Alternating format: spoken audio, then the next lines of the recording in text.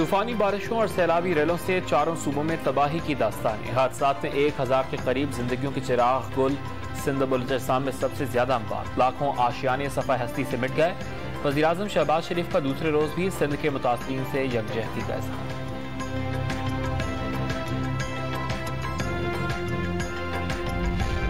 वज़ीर-ए-आज़म और तुर्क सदर रजब तैयब एर्दोगान में टेलीफोनिक राबता। वज़ीर-ए-आज़म शहबाज शरीफ ने तुर्क सदर को मुल्क में सैलाब की मजमूई सूरत हाल से आगाह किया।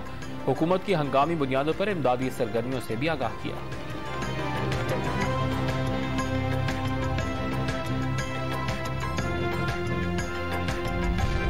इमदादी कार्रवाइयाँ सियासत की नजर। बलूचिस्तान में सियासी नुमाइंदगान ने शराइत रख दी। राशन के लिए कुरान पर हाथ रखकर वोट देने की कसम खाना पड़ती है। सैलाब ज़दगान का दावा। खैरपुर में हुकूमती इमदाद से महरूम सैलाब मुतासरीन ने पीपल्स पार्टी की MNA नफीसा शाह का घेराव कर लिया।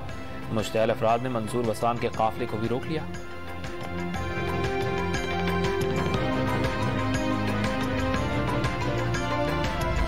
वज़ीर खजाना खैबर पख्तूनख्वा का खत वफाकी हुकूमत के लिए दर्द सर बन गया। वज़ीर खजाना मिफ्ताह इस्माइल वज़ारत खजाना के हुक्काम का IMF से राबता।